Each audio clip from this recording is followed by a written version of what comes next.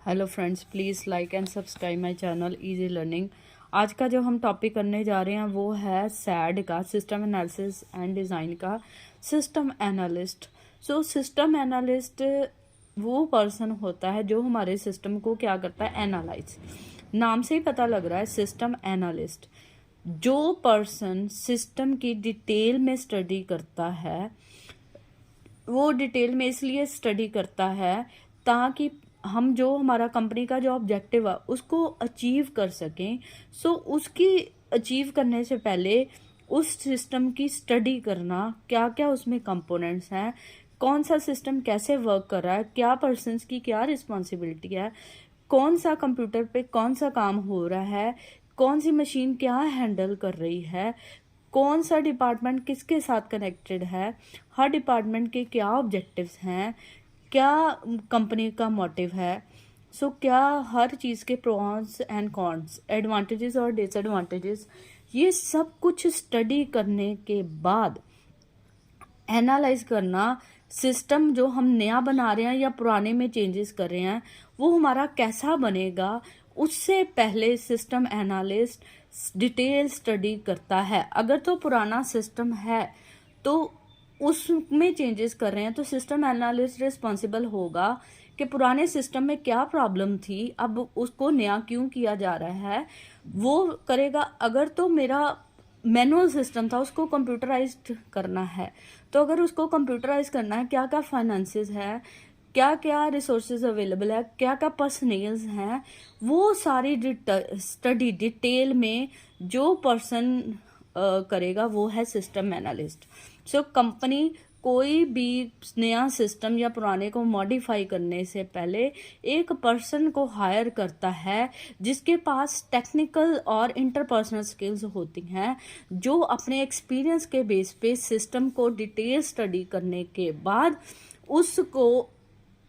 उसकी हेल्प से, जो उसकी नॉलेज है, स्टडी की है उसने, जो कंपनी का ऑब्जेक्टिव है उसको अचीव करने में हेल्प करता है, वो हमारा है system analyst. System analyst, analyst means analysis करने वाला। तो ये तो हमारा हो गया सिस्टम एनालिस्ट। जो भी पर्सन सिस्टम एनालिस्ट बनता है या सिस्टम एनालिस्ट है, उसके पास ये दो चीज़ें होती हैं जिसको हम कहते हैं टेक्निकल स्किल्स और इंटरपर्सनल स्किल्स। इन टेक्निकल स्किल पढ़ने से पहले हम इंटरपर्सनल स्किल्स पढ़ेंगे। इंटरपर्सनल स्किल्स क्या होती है? कम्युनिकेशन। जो सिस्टम एनालिस्ट है उसने सिस्टम को एनालाइज करना है, डिटेल में समझना है क्या पर्सन क्या काम कर रहा है। वो क्या होना चाहिए, उसमें स्किल्स होने चाहिए, क्या प्रॉब्लम्स हैं, लोगों से बात करनी आनी चाहिए, वो एक अच्छा गुड लिसनर होना चाहिए, एक अच्छा कम्युनिकेटर होना चाहिए, एक अच्छा मोटिवेटर होना चाहिए, तभी वो लोगों से उनकी प्रॉब्लम्स को एनालाइज कर सकता है। सबसे पहली जो आती है प्रायोरिटी में एनालिस्ट की जो स्किल है इंटरपर्सनल, उसमें उसको क्या होना चाहिए? अच्छा कम्युनिकेटर। अगर तो वो उसको अच्छी कम्युनिकेशन आती होगी तभी वो लोगों से बात करके उनकी प्रॉब्लम्स को अंडरस्टैंड कर सकता है, उनको रिस्पॉन्स दे सकता है। ये उसमें सबसे पहली क्वालिटी होनी चाहिए जिसको हम कहते हैं कम्युनिकेशन। नेक्स्ट आती है अंडरस्टैंडिंग। अंडरस्टैंडिंग मीन्स अंडरस्टैंड करना, क्योंकि हम क्या कर रहे हैं, नया सिस्टम बना रहे हैं। या तो हम पुराने को चेंज कर रहे हैं, वो अंडरस्टैंड करे, उसके पास इतनी नॉलेज हो, एक्सपीरियंस हो, अंडरस्टैंड करे क्या प्रॉब्लम है, किस वजह से हम इस सिस्टम को चेंज कर रहे हैं, अगर ये प्रॉब्लम आई है तो उसको हम कैसे सॉल्व करेंगे, लोगों के इमोशंस को अंडरस्टैंड करे, लोगों को मोटिवेट करे, कैसे अंडरस्टैंड करे कि किस पर्सन को किस तरह से हैंडल करना है। अगर कल को सिस्टम बन गया है तो किस तरह से इस पर्सन को हम उस सिस्टम को एजुकेट कर पाएंगे। उसमें ही अंडरस्टैंडिंग होनी चाहिए। अंडरस्टैंडिंग होगी, समझ होगी, तभी उसी पे काम कर पाएगा, अदरवाइज वो काम नहीं कर पाएगा। गुड अंडरस्टैंडिंग के लिए वो एक अच्छा लिसनर होना चाहिए। ये तो होगी हमारी understanding quality of system analyst. Teaching, teaching का मतलब वो एक अच्छा टीचर होना चाहिए। कल को अगर हमारा सिस्टम तैयार होता है, अगर आपने कस्टमर को या यूज़र को उसको एजुकेट करना आना चाहिए कि अगर ये प्रॉब्लम है उसको कैसे सॉल्व करना है, टीच कर सके, अपनी टीम को भी बता सके टीचिंग की, अगर ये प्रॉब्लम आती है इस मेथड से इसको सॉल्व करनी पड़ेगा। टेक्निकल नॉलेज होनी चाहिए। So he has to be a good teacher. जो अच्छा टीचर होता है वो प्रॉब्लम को अंडरस्टैंड करता है, अंडरस्टैंड करने के बाद उसको समझाना आना चाहिए कि कैसे इस प्रॉब्लम को आप हैंडल कर सकते हो। उसके बाद सेलिंग क्या होती है, जो आपने प्रोडक्ट बनाया है उसमें इतनी स्किल्स होनी चाहिए, उसको इतना उसकी अंडरस्टैंडिंग होनी चाहिए, टीचिंग स्किल्स होनी चाहिए, जो सिस्टम उसने तैयार किया है उसके यूज़र को वो सेल कर सके, उसका यूज़र उसको एक्सेप्ट कर सके। ये तभी हो सकता है जब उसमें क्या होंगी, सेलिंग पावर। उसके पास इतनी क्रिएटिविटी होनी चाहिए ताकि वो अपना बनाया हुआ प्रोडक्ट उसके यूज़र को आराम से बेच सके। सो उसमें ये वाली भी स्किल्स होनी चाहिए। उसके बाद जो हमारे पास आती हैं वो है टेक्निकल स्किल्स, क्रिएटिविटी।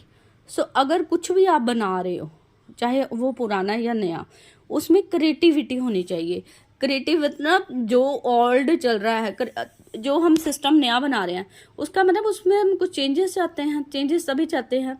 सो जो चीज़ पुरानी है उसमें कुछ नया डाल के, कुछ नए आइडिया डाल के उसको बहुत अच्छा बनाए। उसके लिए उसको क्या चाहिए, क्रिएटिविटी माइंड। अगर ये प्रॉब्लम है इसको ऐसे सॉल्व कर सकते हैं, ये प्रॉब्लम को हम इस लॉजिक से भी सॉल्व कर सकते हैं, अगर ये सिस्टम है इसमें ये डाल दें, तो मतलब उसके पास आइडियाज़ होना चाहिए, क्रिएटिव माइंड होना चाहिए।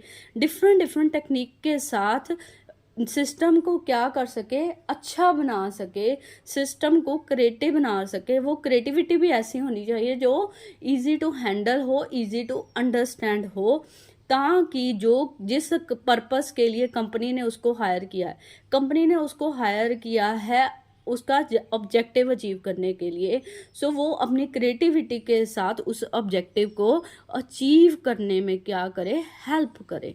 प्रॉब्लम सॉल्विंग, नेक्स्ट उसकी टेक्निकल स्किल है प्रॉब्लम।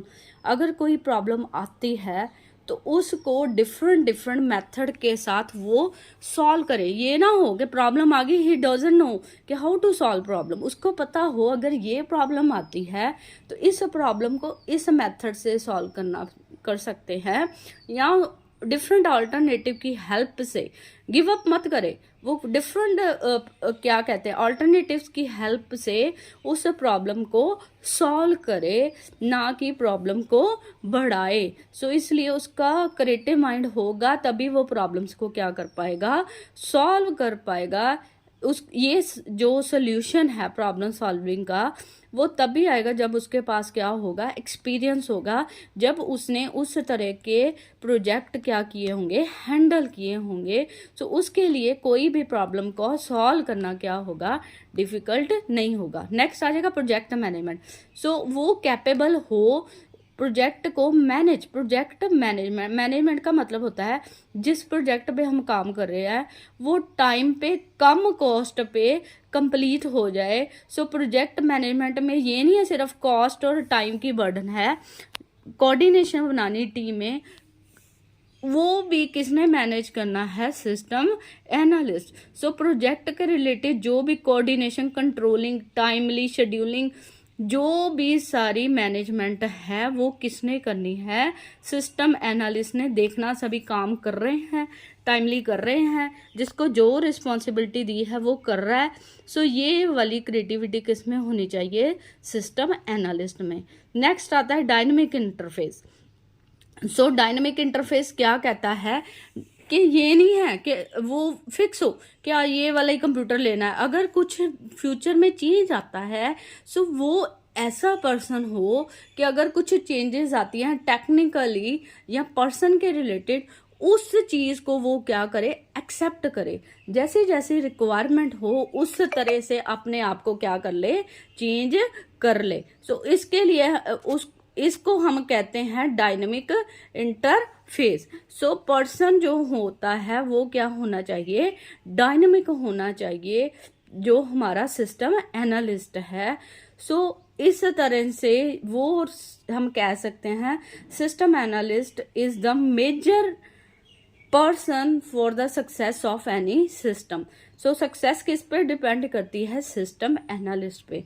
सो सिस्टम एनालिस्ट में ये वाली जो है क्वालिटीज होंगी, टेक्निकल और इंटरपर्सनल नॉलेज होगी, एक्सपीरियंस होगा, तभी हमारा सिस्टम क्या होगा? सक्सेसफुल होगा। I hope you like the video, you understand the video. Please like and subscribe my channel Easy Learning for more videos. Please like and subscribe my channel. Please press the bell icon. You can help me in this way. You can motivate me in this way. I can post more videos on teaching. Thank you very much.